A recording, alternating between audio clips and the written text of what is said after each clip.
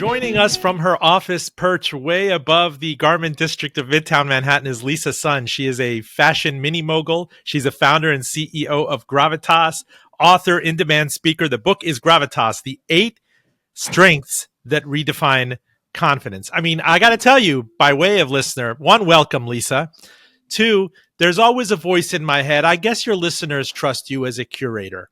And when I finally met you in person in Boise, Idaho, where you had a packed room of people there to watch you speak, and you were there for a half a second because you had to get on a plane and give another conference, I said, note to self, this is the kind of person we really want on this show in the context of the job market right now and the onus on hustle. And then learning more about you and visiting you in Manhattan last month completely clinched it for me. So welcome, finally. Thank you, Robin. And I knew that we were kindred spirits because what your listeners have to know is we were connected through our representative, and he showed up to meet me in the lobby of the hotel in Boise, Idaho, with a large package of kettle corn that he had basically roadied from the client event and handed me a huge thing of kettle corn and said, I think we're new friends. By the way, I ate most of that bag that night. Very good. I mean, for all of the 5 minutes that you were in Boise, but I love those meetings. And the person who introduced us absolutely knew that we would hit it off. Here's what clasped me. When we talked about your background, I want you to take us back to the Wayback Machine. You grew up in SoCal, right? I did. I grew up in Fontana, California. And for those of you who have never been to Fontana, we had a ticker tape parade that we got a Walmart, a Claim Jumper, and a Price Club on Foothill Boulevard. So it's a little desert town between Los Angeles on your way to Palm Springs and Vegas. And the child of Taiwanese immigrants. Yes, my parents are from Kaohsiung, which is southern Taiwan. And I have to tell you, no one leaves Kaohsiung, okay? They are the only 2 people to leave their extended families.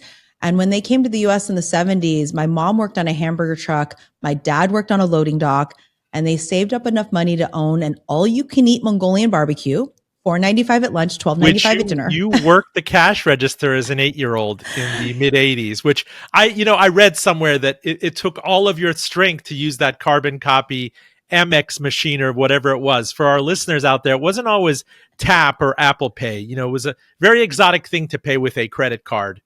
Yes. Back even in the mid 80s for fast food or for anything like that. Yeah. I always say you learn firsthand how hard it is to be an entrepreneur and an immigrant.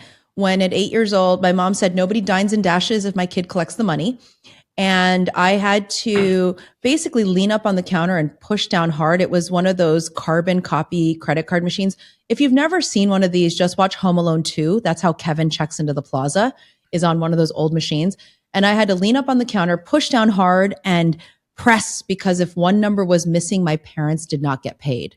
And it taught me what it takes to create something from nothing really early on in my life. And meanwhile, just to give people context, the rest of the country might not be as I've been to several Mongolian barbecues in Westwood, in K-Town and everything. SoCal, the crunchy, hippie-ish SoCal people, they just pack as much as they can into these bowls. And for an 8-year-old child to kind of have to look at them and say, okay, sir, $4.95, $12.95, that your parents really threw you. I mean, that was a baptism by fire to throw you into some, customer service and payment dilemma every time when you had to deal with people much older than you, and for you to have to stand your ground and have some modicum of confidence at a very early age. Yeah, I would say, I don't know if Asian immigrant parents think that hard about that. I think, now I can reflect on it and think about, wow, that's a weird choice to make. But I think when you come to this country and you don't speak the language and you have to build a life for yourself, I don't think you could get me to move to a place where I didn't know anyone and I didn't speak the language and start from scratch. I mean, that just takes real tenacity. And maybe my parents didn't think that hard about it. They were like, we got to open the doors. Who's going to collect the money when they check out? So for me, it was a wonderful way. It was complicated and wonderful at the same time, right? Wonderful in terms of seeing what it takes to make something of yourself. And I think complicated because everything was about survival. I tell a story. I never had a birthday party really growing up. And then when I turned 12, my mom said I could have a birthday party at the restaurant. And I realized that she said, but kids eat free and adults have to pay. I realized it was a revenue opportunity on a Saturday for my parents. So it's a weird thing to think about growing up inside a restaurant and then now, going off to fancy educations and What living in New York did you City. grow up feeling like you couldn't buy the fashion things? We'll bring it back. I mean, there were people in school. There was clearly a popular group. There was fashion. There were people who would get great cars at age 16. I remember, growing up in that kind of dichotomy. But what did your parents tell you in the background, and what did you have to process with your classmates and your feeling kind of as part of that, but also as another? I would say two things are true. One is I skipped 2 grades. So I was always 2 to 3 years younger than everyone. And it was really about achievement. My parents really focused on, you're going to go to an Ivy League education. I mean, when I got into Yale, my parents wore Yale mom and Yale dad tees. And I was so embarrassed. And years later, my mom said, it's because no one treats me like dumb immigrant if they know my kid goes to Yale. So there is one part of it, which is you're so focused on proving out that your parents' sacrifice was worth it. I know And it. yeah, you know it firsthand. And then I think the second thing was I was always a little bit 30 pounds probably overweight and still carrying that burden with me. And clothes weren't really a priority at the time. And every time I wanted something, like I wanted LA Gear shoes or I wanted a Spree bag, and I would say, everyone has one. And my mom would say, you don't want to be like everyone else. And I think when you grow up with that kind of mentality of my job is to support the family, go to a great school, do incredible things with the opportunity I've been given, right? My dad always used to say, if you grew up in Taiwan, you probably would be, housewife, or you wouldn't be able to do all these things. We moved to America so you could do all these things. And fashion didn't really enter the equation until I entered the workplace. Would you say your mother was a tiger mom? She's the original Tiger Mom.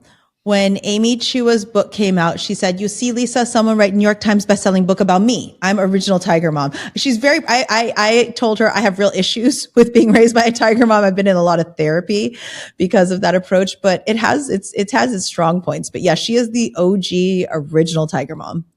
Yeah, I have to tell people, in the interest of full disclosure, what the heck? I mean, whatever I got in financial aid to go to the college that I wanted to has since been squandered on decades of therapy trying to process the whole stranger in a strange land. So it ends up netting out, right?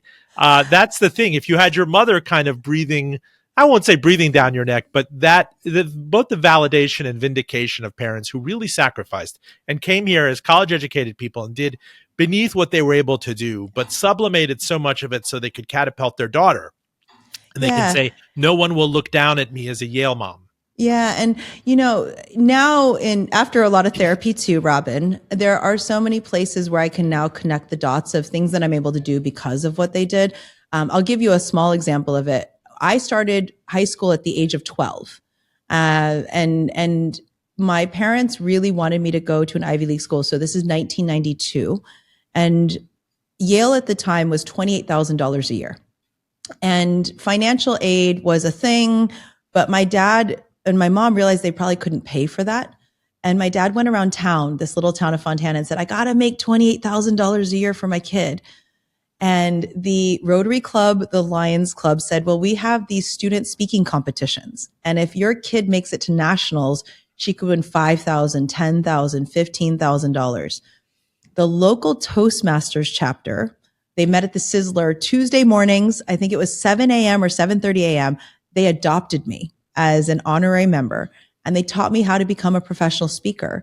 So I won enough money for my first 2 years in college because my dad just kind of hustled up, put my kid on a stage. I had to give speeches on American free enterprise. I gave speeches on what the Constitution means. And now we're both professional keynote speakers. And I always say that was such a gift that I can now process now, right? That's huge in my life that I did that starting at the age of 12. What was the intake moment like at Yale for you? I can recount. I know that when I go to bed at night, I think about, in my case, 1994 quite a bit. And I came from a public school. I was on financial aid. I had a dining a dining hall job to keep work study. And I remember part of me in my innocence, I was so crestfallen and that so many people at my college had already known each other from the prep Yeah. schools. There was something so preordained with the blue-blooded people whose parents and grandparents went there. Even though I had the same opportunity to be there, I mean, we were effectively equalized. It gave me my first hard lesson in privilege. And Yeah. people who start off maybe on second base, and the importance of privilege and that privileged network in helping privileged people perpetuate the privilege. Yeah, I will say, one of the greatest tensions I felt was standing out while trying to fit in. And those 4 years, right? Again, I'm going 2 years younger than everyone. Thank goodness for Asian genetics. No one really knew. You never really knew how old an Asian girl is. And I showed up with 2 suitcases, also public school, Etowanda High School, and financial aid, all these scholarships, all this money I'd won, and didn't have very much those first couple of years. And what was hard for me is I didn't even know I needed bedding. Right. I literally showed up with 2 suitcases. Extra long twin sheets. I mean, what's going on? I had no idea all the things. And meanwhile, my roommates were coming from all these prep schools. They had the shower caddies. They had all of they had all the stuff, and their parents came with them. My mom literally dropped me off, handed me to my freshman counselor, and that was it. And so I think the hardest thing was I tried to fit in so much. And then you get to a point as you're finishing up your college education where you realize I'm never really going to fit in. And so going off into the real world, I realized that I was always going to be a little different. I was going to have to, and this is really the journey professionally I've been on for 25 years. How are you going to stand out in a world that keeps pushing you to fit in? And for 4 years, there was real questions. I loved it. It formed me. I wouldn't have the opportunities I have today without my Yale education. But at the same time, there was a lot of, I think, self-loathing around not fitting in. How many Yaleys does it take to change a light bulb? Probably more than they'd like to think. The answer is none. New Haven is better in the dark. Oh, stop. Full disclosure on Robin Farzad. We're joined by Lisa Sun. She's an author of Gravitas, the 8 Strategies That Redefine Confidence. She's the founder and CEO of Gravitas as a mini fashion mogul. We're going to tell the story of how she went from this catapult, her McKinsey years leaving Yale and coming into this. This is someone I met who has resourcefulness and grit. And I was so inspired in meeting her in her office way up in the garment district last month that I said, I have to have her on the show because there are many lessons to learn in this peculiar job market, especially even for people with college degrees, for people who are overqualified. The unemployment rate of 4.5-5% does not even begin to speak truth to the reality of what's going on right now with AI and everything else. But tell me about your foray into McKinsey. For everybody out there, this is one of the professional brass rings. If you go to the Ivy League or one of these top schools, if McKinsey comes to you and you were to crack that case, infamously like how many golf balls can fit in a 747, they have to be these brain teasers. It's an amazing opportunity for as much as McKinsey is controversial for the kind of advice that it's given over the last 10, 15 years in these exposés in various publications. That gives you proximity to the CEOs, the people who are ruling the country. In fact, a lot of times they hire these McKinsey consultants to become their deputies and their heir apparents. So I want to know about that and that process and how you were tapped to do that and how it was ingrained in your head that McKinsey is somewhere I want to end up and I need to fill my mom in on it, that I'm not going to med school or law school necessarily. Robin, you might be the only person you'll be the first person I publicly admit this to you. I didn't know what McKinsey was. I genuinely did not know what it was. And senior year of college, I was applying to med school, law school, English grad school. And this is back when consulting firms used to do spring recruiting. And one of my friends had said, I'm applying for McKinsey and Bain and BCG and Monitor and Accenture, or it was Anderson at the time. And I was like, what's that? Because I don't know if I don't want to go to school next year. And they had spring recruiting. So I sent in my resume. I didn't really practice for any of my interviews. To be open with you, these case studies, these things that everyone talks about. And my first interview for McKinsey, the gentleman took my resume, balled it up, and threw it in the trash and says, you seem qualified. you know what? I have to spend 80% of my life with the people I work with. Let's just talk about if we'd get along, if we were traveling together. And it got progressively harder. Let's be clear, Robin. I walked away from that interview and I said, I have to practice more. But they didn't ask you to size a market. They didn't ask you something on your toes to see how you can reason. Eventually I did. Eventually by the second round and the final round, I did. But that first interview made me think this is a place where I'm going to learn. These are people I want to emulate. These are people I want to be around at least for 2 years. So I was applying to be an analyst and I didn't know what a consultant did. I genuinely didn't. I just knew I didn't want to go back to school. And I took the job offer. They gave me the job offer. And the first year and a half was actually a weird economy. I joined in September of 2000, which was booming. And then you remember that mini.com bust that happened? It was like, oh, yeah, they call it back to banking, back to consulting, B2B, B2C. Yeah. So it was like Trilogy, MicroStrategy, like all these things went bust, right? All these people who were millionaires on paper went bust.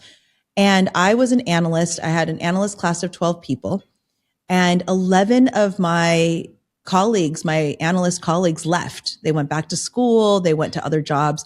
And I think McKinsey took pity on me. They were like, she seems to need the work. So I went direct to associate after my first 2 years. And I just stayed. I stayed 11 years, which is longer than most people do. Thank goodness for these Asian genetics. Most people don't stay in consulting. So where did they staff you though? You ended up in the fashion industry, in retail? So what ended up happening was I did nonprofit work. I did financial services work.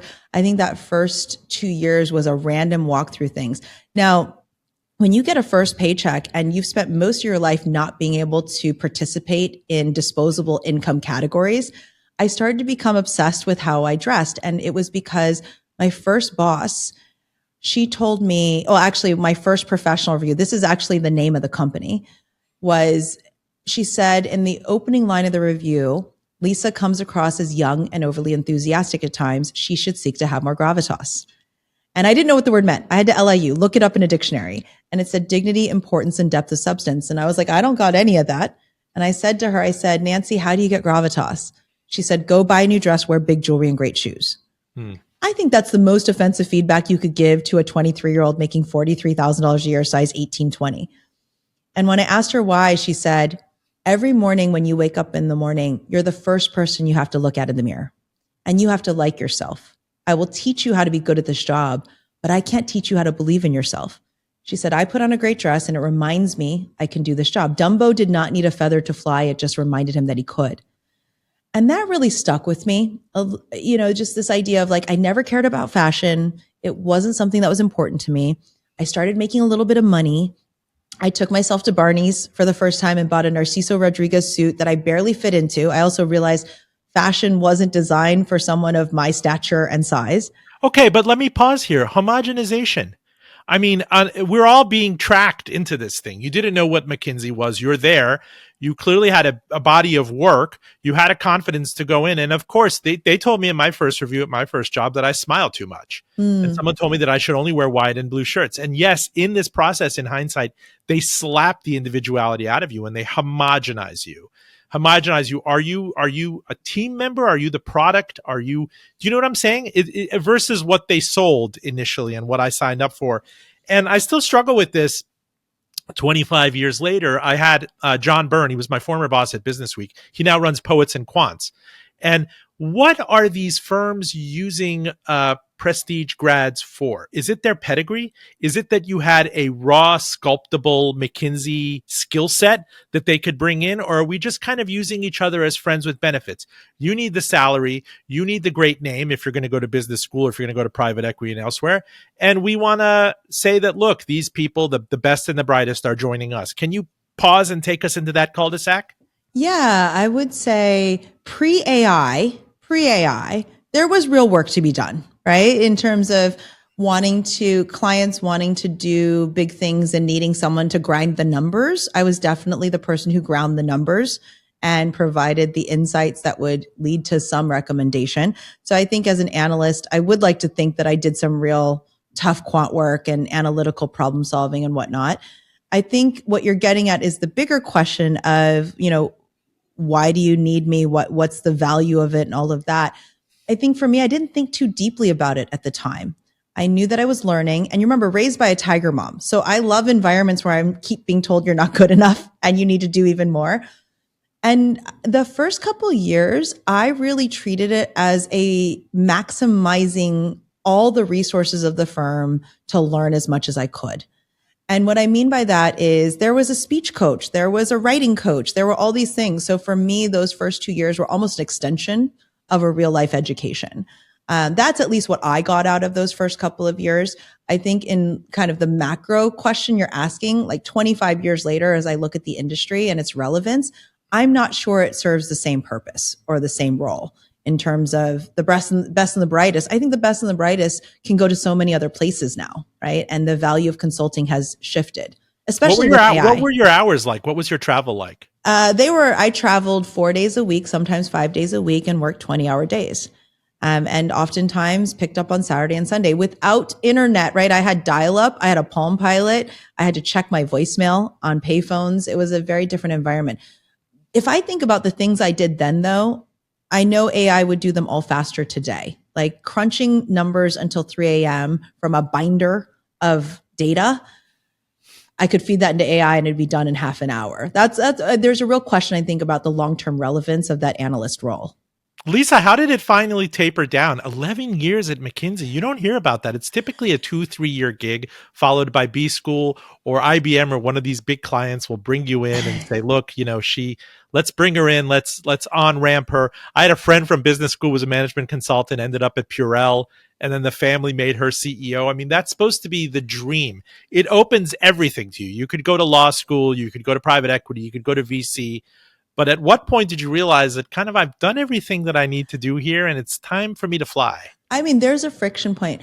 I'm going to go back to something you said around homogenization. I think one of the things that I did, because I was the only person in my class to stay and they'd given me this associate offer, I almost felt like that entrepreneurial part of me had a blank check to do what I wanted. I know that sounds weird, but I didn't let it homogenize me.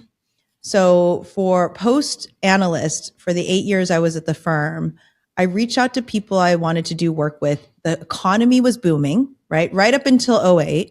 It was a high growth time across the board globally. I lived in Asia. I lived in Europe. The last couple of years I lived in Latin America. I basically was super entrepreneurial within this. Were you getting construct. Outside job offers? Were people trying to poach you? I had clients who wanted to poach me.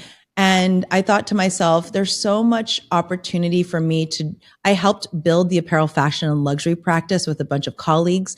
And that was something where I saw market opportunity and clients we weren't serving and things that I wanted to do. I did a lot of private equity work where people were buying really cool companies and I wanted to be close to that action. And the friction point came down to, I was one of the longest junior partners. They usually are up or out, right? They're sort of like 2 years and you got to get promoted. Yeah. I was a junior partner for 6 years. That was very rare. And it was because I jumped around and did so many weird and different things that people didn't know what to do with me. And I remember sitting down for one of my last evaluations before I left. And the evaluator was like, well, I think we have a round peg, square hole, or whatever you want to call it. This just doesn't fit. And I was heartbroken, Robin. I think there was a real tension. I always probably should have left. But I think there is that brass ring aspect of it. I want senior partner. I'm going to make it. And this is going to make me happy, or this is going to like improve my status in the world, which I don't care about as much anymore, frankly. But raised by a tiger mom in a culture of overachievement, highly insecure, wanting McKinsey to love me back. Like I wanted McKinsey to love me back as much as I loved it.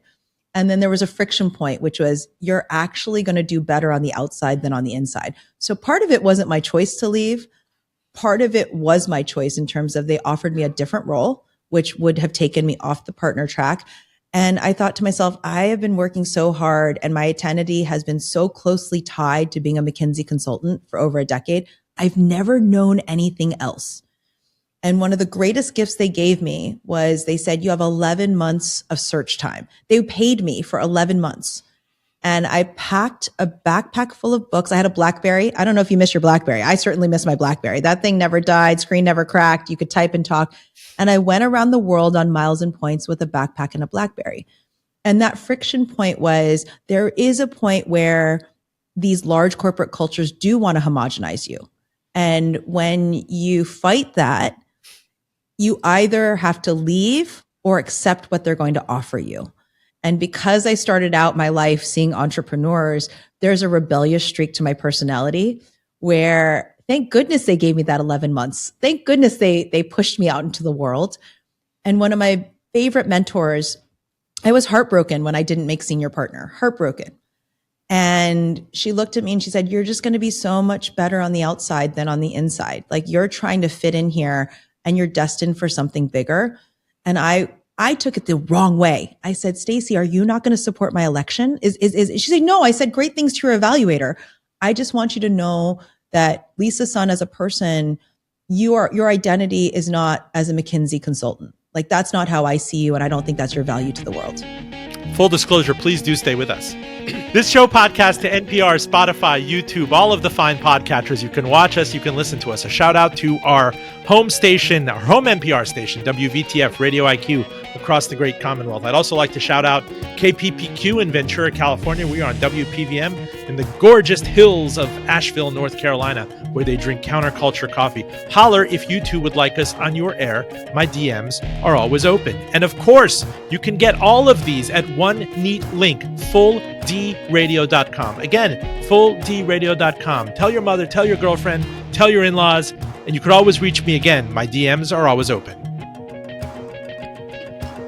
If you're just joining us, my esteemed guest is Lisa Sun. She is the author of Gravitas, the 8 Strengths That Redefine Confidence. She's the founder and CEO of Gravitas, which is, let's say, an apparel brand, a consulting firm, a global brand that came out of her experience in the consulting industry. We were just talking about her 11 years, I believe, at McKinsey, and they give you this gap year, effectively. Go off and find yourself, kid.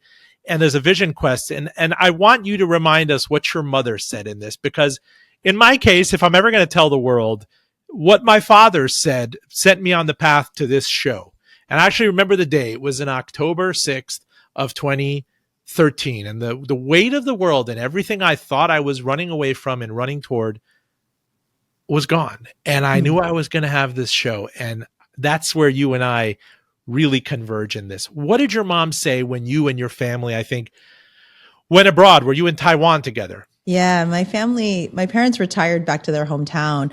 And, I think the thing is, anyone who's ever been in corporate America and has decided to leave or is thinking about it, there's this weird Monday morning effect when you walk out of the office and you hand in your ID badge and you give them back the business cards, where you're stripped of all the things that convey who you are to the world. Literally, like people would meet me on a plane, like, what do you do? I work at McKinsey and Company. And anyone who knows what that means would be like, oh, I've placed you in the hierarchy of the world. So I handed everything in. I got paid for 11 months to travel. And I'm sitting at dinner with my parents in Taiwan.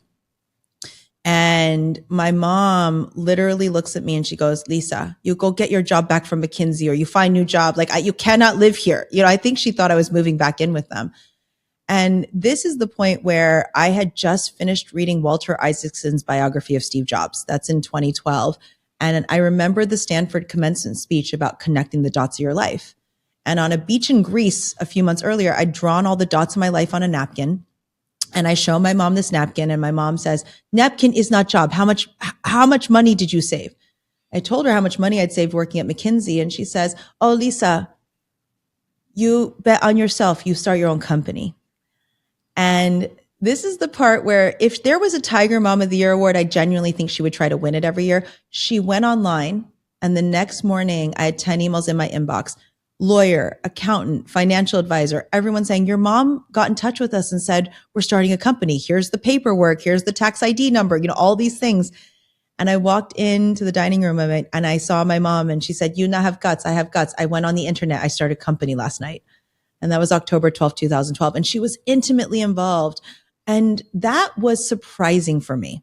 For someone who my entire life had told me, you're going to be a lawyer, a doctor, a business person, you're going to get all of the things that we wanted to give you coming to this country. The fact that she would support me on this journey, that stunned me. That surprised me more than anything. And I think my mother's kind of change of heart around, I genuinely want my kids to be happy. I genuinely Was want it them to that, do or was that. it the bank balance that were like, whoa? Well, she helped out too, FYI. My parents gave me a portion of their life savings as my first investors. I don't even know that, because, she would tell me to probably buy property or give some to my other family members. Like, I don't think that was it. I think it was more like, you've been working for 11 years. She used to call my assistant to make sure I was alive. She used to call. And I think she felt like maybe this was a safe place to land coming off that experience. She never knew where I was in the world. She would call my assistant, Kimberly, and just say, where is she? Where is she? Where is she? Here you are 13 years later. You're really in demand as a speaker who travels the globe. Your book, I see you on NBC News. I think I've seen you with Mika Brzezinski. I've seen you on the Today Show. And there's something to be said for confidence right now, which is really elusive. As you know, if you spend any time on LinkedIn, and LinkedIn has its strengths, but it's kind of annoying, right? There's no shortage of people out there with soliloquies saying, I'm losing my confidence. I feel like I am sending resumes into this AI abyss. I've been let go. I've worked my entire life. These companies just suddenly, that I thought that there was going to be loyalty. They realized that there was an AI unlock. And you no doubt are being accosted and approached by so many young people right now who are kind of rudderless. Like, what do I do? And I'm trying to think, and we'll have future episodes and being crafty and experimental with this, but what, if anything, can you offer people right now? I mean, you use your miles. I've told people that if you have nothing else, if nothing else is working for you, tell me that you've baristaed somewhere in Mexico City. You taught a Spanish class. You did something with the terrible, the less than ideal hand that you've been dealt. I think that this is, I actually just met with a speaking engagement for college students. A big firm is doing recruiting. And I got this question because I'm actually quite worried for Gen Z, millennials, Gen Z, also people who are being aged out. I think there's like a real crisis happening. And though one thing I could keep coming back to, and this is, by the way I hire, I always hire for mentorability and will over resume and skill. And that has made all the difference. And I think in the world of AI and having to have a public persona, it is so easy to try and be fake, to trump yourself up, to, all of those things. And I genuinely try to, and this is what my book's about, strip it back to who are you and how much are you willing to show up in the world? And what drives how you're going to make a difference. So get me to brass tacks for that. There you are in the garment district. I went in, I loved it. It's invigorating. I go way up high. You're very open that this is like a rustically chopped thing. You have Claire, your deputy, really hustling, being creative. She's like, throw me anything. There was a certain fearlessness to it. And there's you, and you have your basket for your dog. You have the podcasting mic, everything going on there. Swaths of fabric. There are people pushing clothes in and out of the elevator. It's decidedly blue collar and gritty, and yet you're rarefied at the same time. Give me an idea of what you might be in this environment. I'm not posting this as a job offering, but what you would be hiring for and what kind of person would fit that bill. Yeah, Robin, I should tell you this, over the last 12 years as an entrepreneur, the business has taken on so many iterations. It is not what I thought it was going to be. The mission is always we catalyze confidence, FYI, but we started as a fashion brand because I think people are deeply insecure in the dressing room. I actually wanted to get to the idea of confidence at the place where women are most insecure. And that's really why it started as a fashion brand. We have over time layered in media, content, books, because I think all of our ideas around confidence don't just reside in the fashion space. They are much broader and more accessible in different ways. And so the business started in fashion, it layered on into all these other iterations, namely because of the pandemic. I tell people the sales of my company in March of 2020, we make women's workwear that you go to the office in. It wasn't zero. It was negative. We have a 30-day return policy. People sent us back clothes they weren't going to wear. Retailers, I was telling you that story before we started, went bankrupt, sent us millions of dollars of product back. And so in the face of that, we made hospital gowns, face masks. I had to get really resourceful around what do we really stand for and how are we going to survive this? And that's where the book, the speaking, the podcast, all of that was birthed out of necessity. We still produce product. It is not the only thing we do anymore. And I think that's one of the lessons. It's not, you can't just do one thing anymore. I can't just do one thing. There's 4 or 5 ways in which I'm going to create a portfolio life. So how would how would a young, precocious you come in and solve? I remember my dad, well, I miss my dad. He passed away 2 years ago. But when I was unhappy at my first job at Goldman, I told him, Dad, like they promised all these things of just slapping together pitch books and Excel spreadsheets. And it's just the homogenization. I'm just not cut for this. I remember just sharing this with you. Yeah. Stay for your term if you last.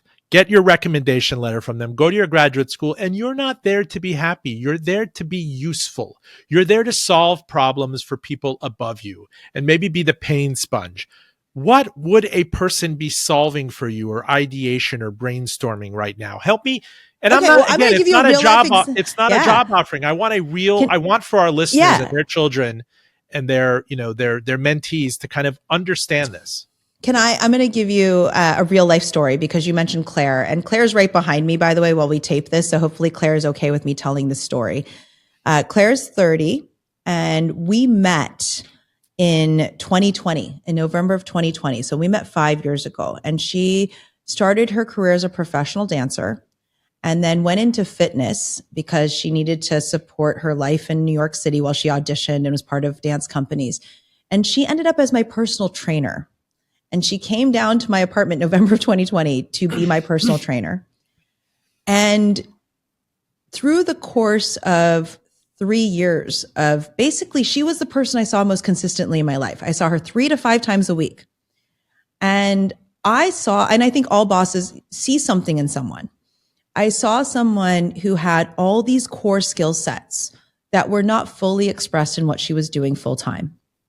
At the same time, she was hungry. She would ask me questions. She would ask me for advice. And I always say the mentor chooses you. You don't choose the mentor. Make yourself mentorable. Like, what's one thing I should be doing? What's one thing I should be thinking about for the future? And over the course of 3 years, we built this relationship that started out as she's my trainer and I'm her client. And when I was about to go on book tour, she was thinking about leaving fitness. She's like, I'm going to turn 30 in 2 years and I need to figure out what I'm really going to do. I don't think professional dancing is going to be it. But I have a great degree from UC Irvine. I'm not trained in corporate America. I didn't do what you did, Lisa, which is go do your 2 years in a corporate place. What am I going to do? What am I fit for? And it was interesting. She took a management role at a yoga studio. We stayed in touch. And I said, well, I have this book tour coming up and I need a project manager. Would you freelance for me? Would you come and do all the logistics and planning? Would you reach out to all the bookstores? Like, will you come do this?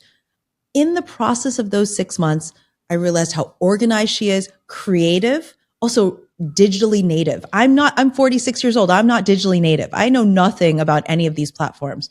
And she started to teach me a lot. On top of that, I am one of the most disorganized people you will ever meet, which is shocking for people to know. And I said, Claire has this unique ability because she's my trainer. She can tell me what to do and respect me at the same time, right? If you can imagine, do 8 more leg lifts, do 10 more, she would do that to me in workouts and she'd be like, you got to be here and we got to change this. And I would take that. And 6 months later, I was like, would you like to be here full time? I'm going to launch a podcast. I'm going to write a second book. I need someone to write in the marketing calendar. And over the course of 6 months of her freelancing me, I was very confident that all these other opportunities would open up to her. In addition, whether or not she stays with me, I hope she stays with me for a long time. Robin, I know you might want to poach her, but the thing that I keep thinking is I prepared her to go from professional dance to fitness to now. I think in a few years, she could get an incredible marketing job anywhere she wanted. She could be someone else's project manager. Like, I know that what I can give her is a set of skills that are transferable, even with how quickly technology is evolving. And so that's a hands-on experience where I will see something in someone. I'll see some core talent. That's actually my greatest gift. I'm a positivity mirror. I see things in people that they don't even see in themselves, and I reflect them back onto them. And that's core to who I am and the approach that I teach. You know, Lisa, have you seen any of these 12-layer Japanese carbon santoku knives where they just like pound each side so many times that you see the layers of pounding in them. I'm going somewhere with this. That is an inured person who's been through the euphoria and the heartbreak and the pressure of corporate America and what you brought with kind of 12 years there. You could say these things confidently now. You could find talent in a person who maybe doesn't know that she has it in doing it. How would you impart kind of this? Do you know what I'm saying? Have you seen those knives? Yeah, it's like if you can imagine a blacksmith, like pang, pang, pang, pang, and that makes you great, and that gives you confidence, and you can nick things off that would have given you a panic attack at age 21. So if somebody comes to you straight up from the alumni network or on the street and gets time with you or saw you on the Today Show and says, "Look, I'm lost, and I'm saying things on LinkedIn, I'm applying to things. What could I do with kinetic energy and to actually be making a difference even in this time?" Do you know what I'm saying? You talked about those times where people weren't staffed.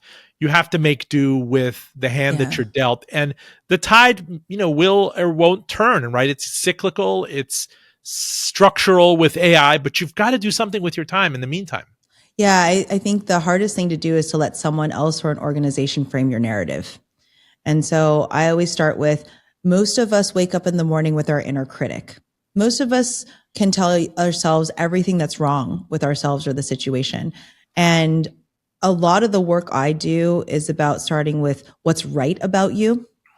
And I think when you're feeling down about this, we did a quantitative study on confidence in America, and there's a quick analytic tool we provided people called myconfidencelanguage.com. And you take a quiz and it tells you how powerful you are, because most of us have been told we aren't. We've been given a specific mold to fit into, your homogenization example, and there might be inherent talents and capabilities you don't see in yourself. And we created this diagnostic tool for people because as they're going out and looking for opportunity or advocating for themselves, they need the vocabulary and words to do it. And so this tool that we created is around 8 superpowers. Which do I have? So I always tell people, first of all, greatness is at the intersection of self-acceptance and self-actualization. The self-acceptance part is, what am I truly great at in this world? Not something that someone's told me I'm great at, or the external marker has told me that. What do you really know that you are great at? I wish I had had this language at the firm when I was at McKinsey, because what McKinsey needed me to be great at was analytics, client service, problem solving. What I am really great at, and I think that's what that mentor was telling me, is I'm a leader, I'm a performer, I'm a creator. Those are not things that necessarily McKinsey consultants are asked to do. You're the person behind the person. And if I'd had this language back then, I would have realized sooner that I was in the wrong job. So first is self-acceptance of what you really are about. And most of us don't know the answer to that question. So if you haven't figured out what you're really great at without anyone else telling you or any external marker telling you, you got to figure that out. The self-actualization is the part of, you got to go outwards, not inwards. Because when you're in that spiral, your inner critic takes over and you're just not, you don't see light. Everything is dark, and you just got to keep putting yourself out there. But you can't put yourself out there just to put yourself out there. You got to know what you're starting from. And that's that piece where most people don't know what they're truly great at and don't have the words for it. So I think that is quite important to start with. And then you get into, and that's my example with Claire. Like, I saw all these qualities in her that she may not have been fully aware of. And it was my job to push her to think about that you don't have to just apply them because you've always been told you're going to be a professional dancer. There's no shame in saying, by the way, the core skills I'm about are now going to be applied somewhere else. Everyone's going to cheerlead me in that direction. So if you do want to reach out to me on LinkedIn, so I'm going to say this, Robin, people do this all the time with me. They will send me their quiz results. They'll send me their superpowers. They'll tell me the job they're in or the job they want. And we will have a LinkedIn conversation. I do this all the time about, are they really putting themselves in a place where who they are, what they're great at, aligns with what they really want to do? One of it reminds me, I took the Myers-Briggs and I asked, my wife was in labor. I was like, this is terrible. I asked the RN nurse, I was like, do you think she's having Myers-Briggs contractions? I'm an ENFP. This is so bad, but I digress. Okay, Robin, I'm an ENFP too, FYI. See, we found each other. And yes, we knew we would. And the thing is, most McKinsey people S-T-R-E or I, a lot of I's too, S-T-J. Like TJ is the most important definition of a McKinsey person, FYI. So I was exactly opposite to what they wanted. And that I remember taking the test, and you go to training every year. And I don't know why I didn't think of it. You just said it and it made me think of it. I should have seen it earlier, but I was so focused on the brass ring. I was so focused on that external validation. Well, Lisa, in the few minutes we have left with you, I just want to, I want to turn it around. I mean, this is kind of free skate. I talk, Gen X, we used to have things called roller skating rinks. You want me to mansplain to you? And at the very end, they'd be like, all right, couples off the rink. It's free skate time. This is a really jump ball for you. We are so wide open right now. Everybody in my line of work seems to talk about this K-shaped economy where if you have capital, if you have assets, stocks, crypto, real estate, and the like, you're doing great. But as you know, the millennials, the Gen Zs, and others have been disenfranchised. They're waiting to buy homes. They're waiting for traction. They're reconsidering kind of the social economic compact in the United States. In New York, I mean, do you pivot to Mamdani? That has to be a forced kind of equitization of things. What's top of mind for you, and what are some of the questions you're getting on your speaking tour? Well, I think most of the questions I'm getting are around equity. I think that is the biggest topic that I'm getting. I can't speak to all the other economic problems that you've just laid out, FYI. I'm not sure I'm qualified to speak to those. You were a McKinsey consultant for 12 years, alas. I wasn't in the McKinsey Global Initiative. So when you ask me to talk about macroeconomic trends, I am definitely not qualified. I think one of the things that I've been thinking a lot about is the greatest amount of impact is going to start at the smallest scale. And when people ask me about equity things, I really focus most of the thinking and the work that I do on individual choices I'm empowered to make. So I'll give you an example. We produce a set of our products in New York City. And one of the things we do is and this was actually at the Boise event, they bought 120 units of a pouch that was made in New York City. And we put a card inside that says 100% of the cost to produce this item went to support people who need to pay grocery, rent, patronize local stores and restaurants who wait for those dollars to spring into action to pass them to the next. And I think hard a lot about the individual choices we make that ladder up to a broader collective. So I have deployed 50% of my spend on my credit card to a small business or a woman-owned or minority-owned business. I very carefully ask anything, like I'm trying to purchase a home right now. I've asked the lawyer, the real estate agent, the mortgage banker, how many women or people of color are on your teams? Because those are the small ways, without making big speeches or putting in big policy, I individually can make those set of changes. And so a lot of the thinking that I've been doing is around personal agency in terms of how we kind of reverse certain trends or we demonstrate kindness. I am the kindest New Yorker you will ever meet, Robin. People often say it's so weird. She'll give directions. She'll say hello. I know everyone in my apartment building. Nobody knows everyone in their apartment building in New York City. And that's the only thing I can comment on is if we're going to reverse some of these larger macro trends, I think there are tiny things that ladder up to big change that if you just put them to the forefront, they are small things you can do that will ladder up to bigger change. I think the millennials and my grandfather used to say something to me all the time. It takes 2 generations to forget. It takes what we were talking about, we were talking about things like the Berlin Wall, that East and West Germany was so divided. And then the grandparents remembered it, but the grandkids didn't know that there were 2 Germanys. It takes 2 generations to forget. And my job, by the way, is to help all of those millennials succeed because they've got bigger ideas. They are going to reframe what the next 50 years looks like. And so I would say all the young mayors who are getting elected across the country, what they're showing us is individuals have power. People that have been ignored have power.